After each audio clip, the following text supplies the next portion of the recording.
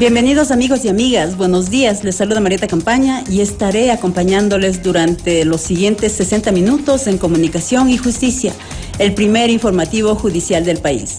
En nuestra segunda edición del programa, este sábado 6 de abril abordaremos los temas judiciales más relevantes de la semana. Si usted no pudo enterarse de los hechos judiciales noticiosos registrados, nosotros le contamos.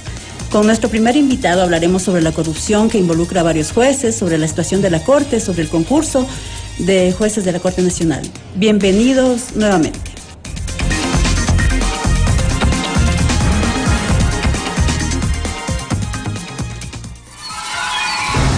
De inmediato, nuestros titulares.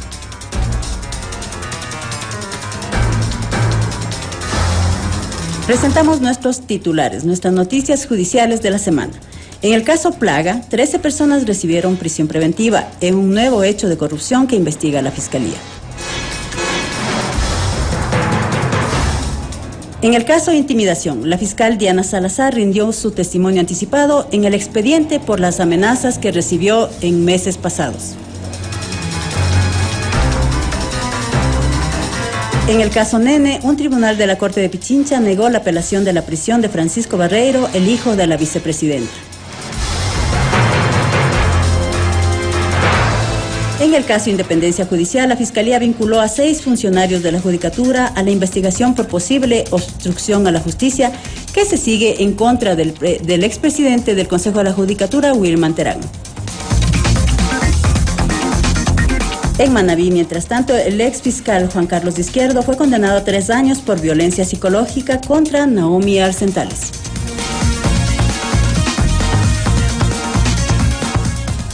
Y finalmente, en el tema de seguridad, las Fuerzas Armadas capturaron en Esmeraldas a alias Cucón. Él había sido señalado por el secuestro de 2 policías en esa provincia.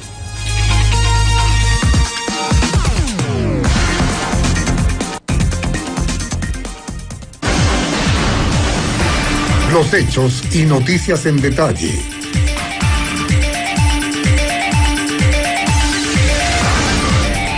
Vamos con el desarrollo de las noticias. El juez Willer Choes dictó la prisión preventiva de 13 de 14 detenidos en el operativo Plaga, cumplido en 8 provincias la madrugada del miércoles 3 de abril.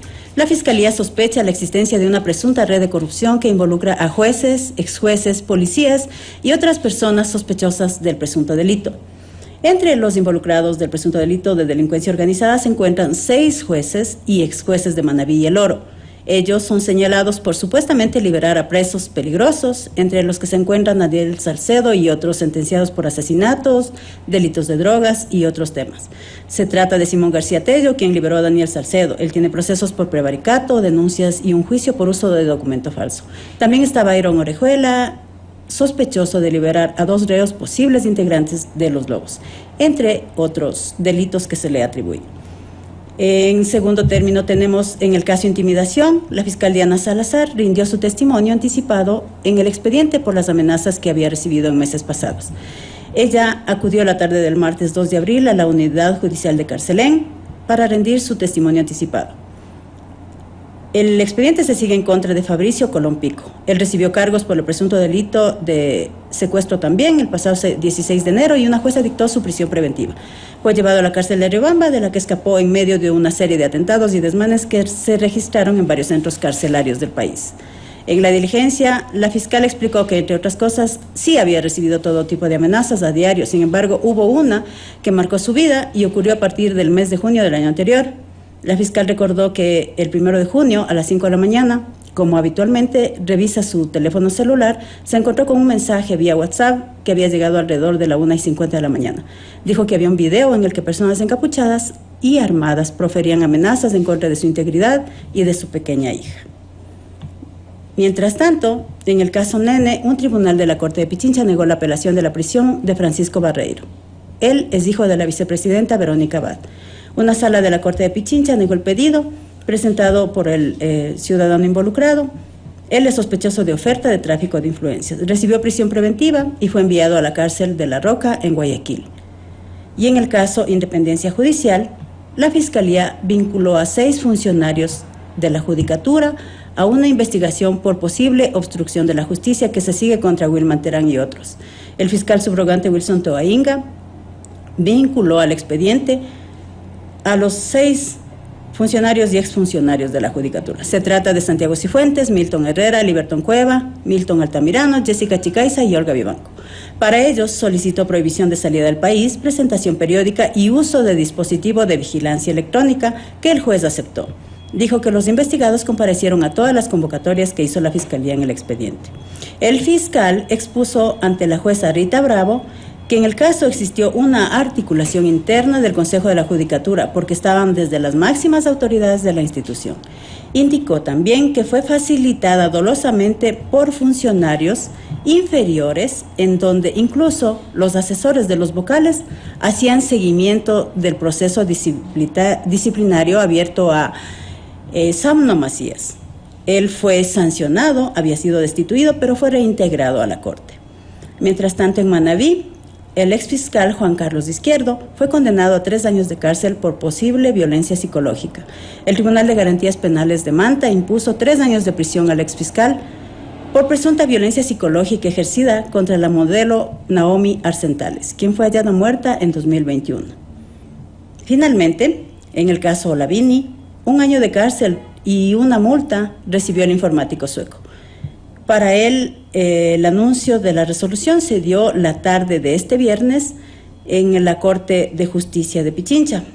La condena fue impuesta por un tribunal de la Sala Penal de esa judicatura, porque el desarrollador informático había sido investigado en meses anteriores, en años anteriores, por un presunto delito de acceso no consentido a sistemas informáticos en el grado de tentativa.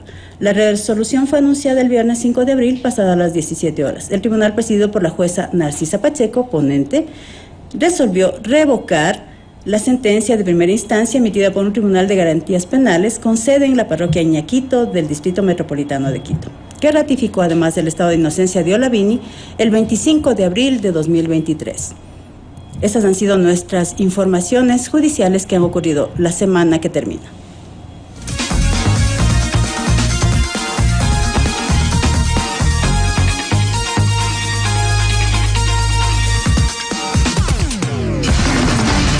Usted escucha Comunicación y Justicia, el primer informativo judicial del país.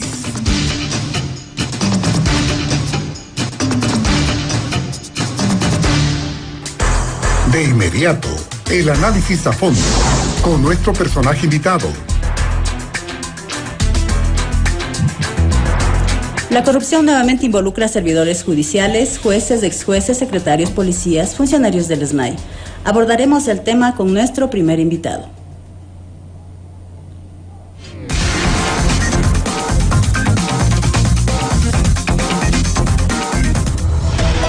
Para poner fin a los abusos por el desconocimiento de las leyes, presentamos un espacio de orientación sobre los problemas legales más comunes. Nuestro primer invitado es el presidente de la Corte Nacional de Justicia, José Swing Nahua. Es integrante de la Sala Especializada de lo Contencioso Tributario. En su perfil académico destaca abogado de los tribunales y es además doctor en jurisprudencia por la Universidad Católica, especialista en legislación tributaria por la Universidad Andina Simón Bolívar, magíster en economía con mención en descentralización y desarrollo local por la Universidad de las Américas, doctor en Derecho por la Universidad Andina Simón Bolívar. Doctor, bienvenido. Es un gusto para nosotros tenerle aquí en las instalaciones de Radio Sonorama, en los micrófonos de Radio Sonorama. Quisiéramos empezar la entrevista consultándole por el último tema, el caso La Plaga, el caso Plaga, como ha denominado la Fiscalía. Están involucrados jueces, exjueces, funcionarios judiciales. En esta campaña que usted ha iniciado como presidente encargado de la Corte de recuperación de la imagen de la función judicial, de la justicia de la Corte, ¿cómo les viene esta nueva revelación, si se quiere decir, aunque es continuación de los casos Purga y Metástasis? ¿Cómo les viene a ustedes en esa campaña que ustedes estaban haciendo estas revelaciones? Buenos días, Marieta, gracias por la invitación. Contento de estar aquí en este escenario. Lo que usted me pregunta, a ver, yo creo que hay que poner en el contexto, no es un caso aislado, es la consecuencia de otros. Recordemos que el punto de partida probablemente sea el caso Metástasis, luego viene el caso Purga y ahora este denominado Plaga. En todos ellos el denominador común es el involucramiento de jueces de diferentes niveles. Sobre el tema, si bien es cierto, afecta a la imagen institucional de la función judicial, pero creo que es pertinente que se hagan esas investigaciones, que se adopten las medidas que sean necesarias, porque forma parte de ese proceso de reinstitucionalización de la función judicial. Nosotros no estamos ni para obstruir, ni para socapar absolutamente nada de aquello. Si es que la Fiscalía tiene elementos de convicción para actuar como lo ha hecho y solicitar acciones legales en esa línea, pues los jueces tienen la obligación de ser consecuentes con esos méritos procesales y actuar como lo han venido haciendo. Estamos hablando de hechos que se habrían registrado entre 2022 y 2023. Esto lleva a pensar que la judicatura, porque está involucrada su máxima autoridad, esa ex autoridad, estuvo ya salpicada por este tipo de hechos. Ustedes acá en la Corte Nacional de Justicia sospechaban, presumían, les llamaba la atención algunos fallos que emitían algunos jueces en jurisdicciones distantes a la de Quito, en donde en algunos casos se encontraban algunos de los beneficiarios. Siempre hemos estado en alerta del accionar de los jueces en los diferentes niveles.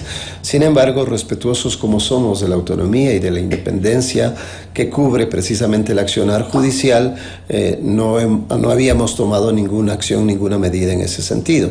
Se han conocido por información pública que lo procesan los medios de comunicación y que lo conoce la ciudadanía, casos que han sido verdaderamente cuestionables, que han sido objeto de análisis por parte de academia, por parte de la propia Corte, pero insisto, hay este punto de quiebre.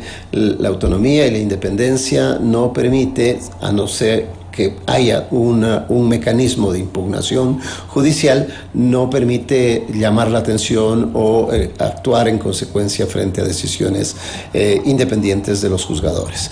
En el caso La Plaga, fundamentalmente están relacionados con decisiones judiciales en acciones jurisdiccionales, concretamente en temas relacionados con habeas corpus en instancia. Eso ha provocado algunas consecuencias, que la Fiscalía encuentre elementos de convicción para iniciar procesos penales.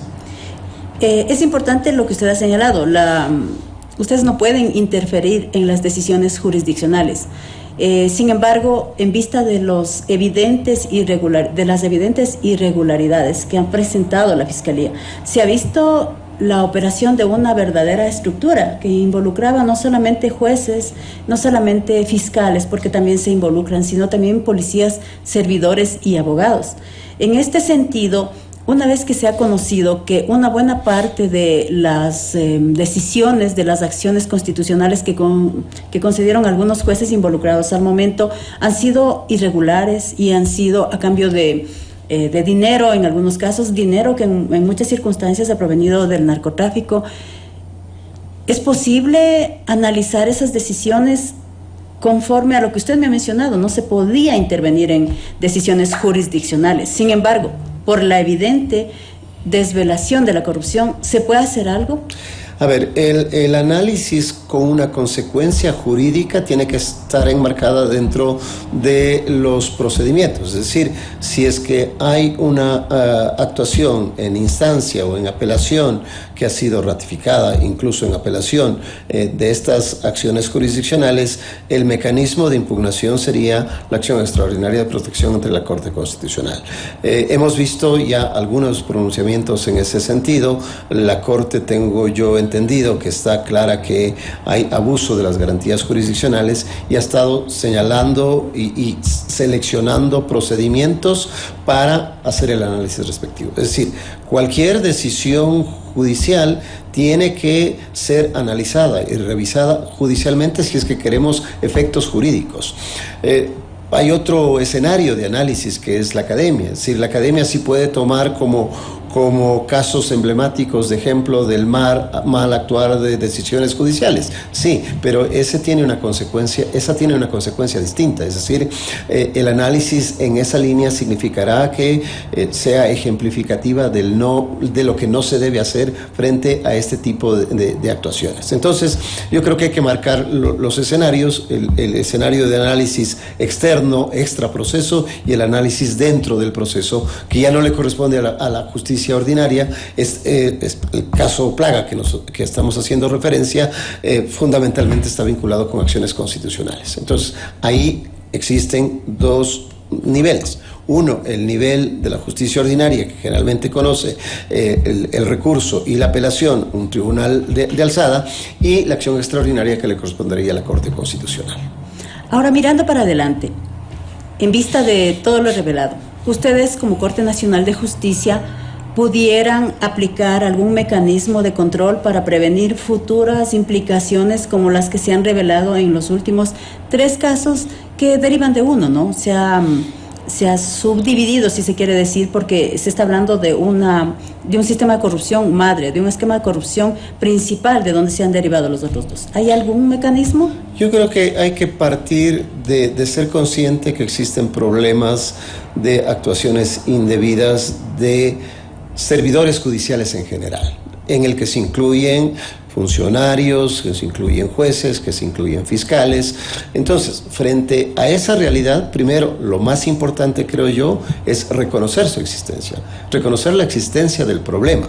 Segundo, las acciones en concreto que se puedan adoptar, que se puedan tomar frente a este tipo de escenarios, es el órgano administrativo, es el Consejo de la Judicatura. Y el Consejo de la Judicatura ya ha suspendido jueces, ha iniciado procedimientos sumarios administrativos. Es decir, recordemos que todos estos casos están en una fase inicial, no tenemos decisiones judiciales que determinen la responsabilidad y el grado de responsabilidad de cada uno de estos involucrados. Entonces, mientras eso no ocurra, les protege a todos ellos, a todos los que están encausados, incluso el principio de inocencia. Entonces, ese es un elemento esencial que hay que tener en cuenta, que se establecerá responsabilidades, y en función de ese establecimiento de responsabilidades, en mérito de los expedientes, en mérito de lo que exista en el proceso judicial, vendrá la decisión del juez que conozca la causa y vendrá la sanción respectiva. Sí, todavía yo aspiro que de este número significativo de servidores judiciales que están involucrados, algunos puedan defender y demostrar su inocencia, y los que son establecidos y determinados su responsabilidad sean sancionados con el rigor de la ley. Ahora, usted ha mencionado a la Judicatura. La Judicatura tiene en marcha un concurso para la designación de jueces en vista de los hechos registrados con el anterior proceso que llevaba el Consejo dirigido por el expresidente Wilman Terán. ¿Cómo está ese tema del involucramiento o de la observación que tenía la Corte Nacional de Justicia con respecto a este concurso? Ustedes habían mantenido algunas reuniones con la Judicatura precisamente para que no se den hechos posiblemente irregulares que se habían denunciado en el primer intento de volver a elegir jueces. Como usted sabe, Marieta, este es un proceso que es responsabilidad completa del Consejo de la Judicatura. Yo lo que puedo observar, y he estado de cerca en la reconstrucción del proceso para la convocatoria al concurso, es que el Consejo actual, con sus actuales integrantes, tuvo la sensibilidad suficiente para acoger observaciones, recomendaciones que se habían formulado desde diferentes escenarios. Si eso es así, creo que es un evidente signo de confianza en un proceso distinto. Se incorporaron algunas reformas a la reglamentación. Recuerde que ya había estado aprobado en inicio ese reglamento, luego vinieron estas recomendaciones. Hubo apertura por parte de los integrantes del Consejo para asumir parte de esas recomendaciones, se incorporaron en la reglamentación y solo luego de ello se generó la convocatoria. Ningún proceso es óptimo ni dechado de virtudes, habrán inconvenientes, habrán problemas, pero yo creo que los evidentes signos de transparencia, de apertura de parte del Consejo y las reformas que se han incorporado en la reglamentación específica del concurso son ya una garantía de que el proceso se va a llevar de manera diferente. Hoy estamos, precisamente el día de ayer, a las 0 horas de ayer, se abrió el periodo de postulación. Tengo entendido 10 o 12 días que están ya corriendo para que los interesados puedan participar en este proceso. Yo en lo personal hago una invitación a los profesionales del derecho de las diferentes fuentes, de las fuentes de libre ejercicio, de las fuentes de la academia, de las fuentes jurisdiccionales, que quienes vean que están en opción de optar por un cargo en la Corte Nacional de Justicia, lo hagan. Va a ser un proceso que garantice la transparencia, que garantice que se están haciendo las cosas limpiamente. Yo tengo plena confianza de que ese proceso al final concluya entregándonos los profesionales, mujeres y varones valiosos de este país que lo existen, para que se incorporen a la Corte Nacional de Justicia. Hay 10 cupos para jueces y los demás formarán parte del banco de elegibles de conjuez. El Consejo de la Judicatura en su momento será el encargado de designar. Yo confío, aspiro que este proceso tenga el éxito requerido, tenga la respuesta por parte de los interesados y se lleve de la mejor manera. Entre los sectores que hicieron recomendaciones a la Judicatura, ¿se encontraba la Corte? ¿Ustedes hicieron alguna recomendación? No nos lo solicitaron. Lo que hemos estado nosotros pendientes es fundamentalmente de aportar con información técnica, es decir, el dimensionamiento para señalar.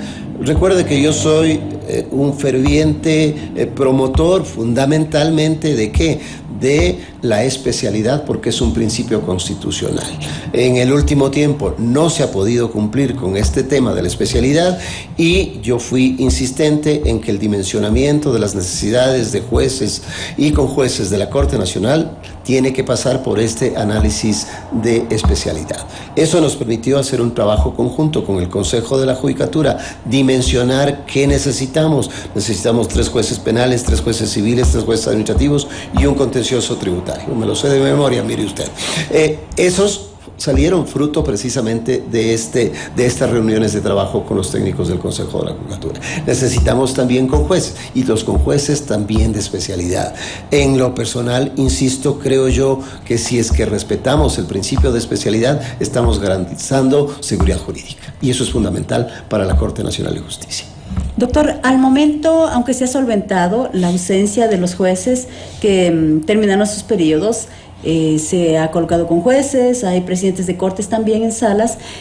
¿Cómo está la carga laboral que maneja la Corte? ¿Cómo encontró usted la Corte Nacional de Justicia en cuanto a carga laboral?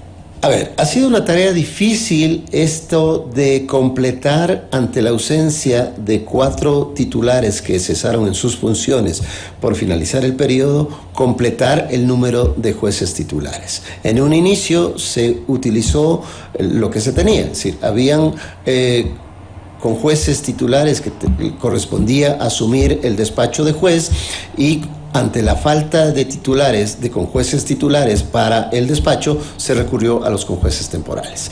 Ahí un primer problema fue precisamente que no teníamos conjueces de especialidad, pero se recurrió a la norma que le permite al juez de la sala fin. Con eso se completó inicialmente. Luego vino este pequeño concurso que realizó el Consejo de la Judicatura, 79 aspirantes a formar parte de esta temporalidad en la Corte, que tuvo el acierto, el Consejo, de hacerlo también por especialidad. Nosotros necesitamos penales, administrativos y tributarios fundamentalmente. ¿Qué ocurrió con ese concursillo? Al final del día no hubo el número suficiente de jueces penales que estaban habilitados para incorporarse. Se designaron en inicio 8 con jueces temporales, 2 penales, 2 de familia, de familia, 3 para administrativo y 1 tributario.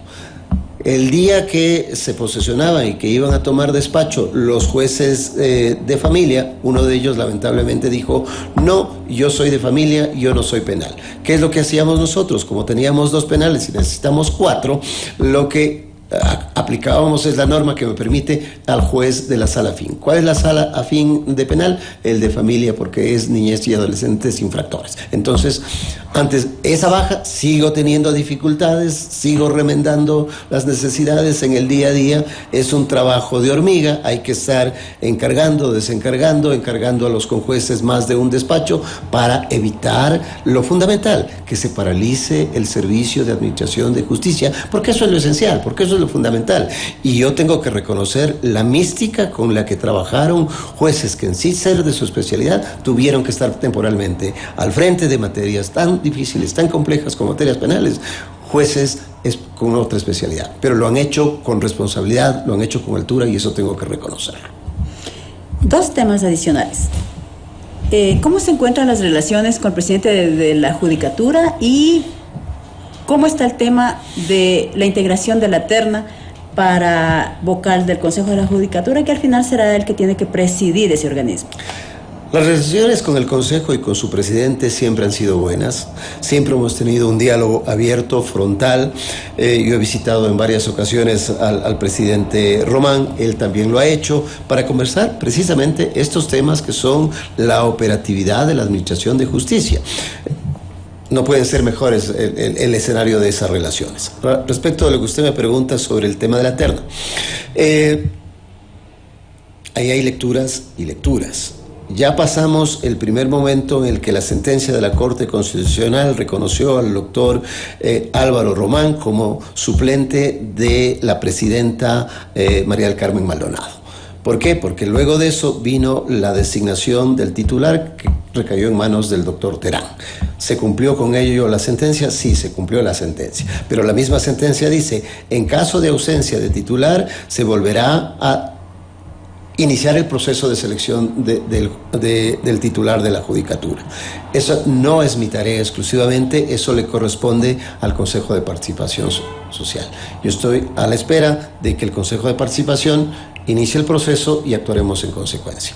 Si me pregunta respecto a posibilidad de que el doctor Álvaro Román continúe al frente del Consejo de la Judicatura, yo le digo sí. Creo que el doctor Román y los integrantes, porque no solo es el doctor Román, los 3 integrantes adicionales han dado evidente muestra de que están haciendo bien las cosas y de que se pueden hacer bien las cosas. Estamos en ese proceso de recuperación de imagen y las decisiones y las medidas que ha tomado el Consejo de la Judicatura creo que van en esa línea y por qué no aplaudir y por qué no apoyar ese tipo de decisiones.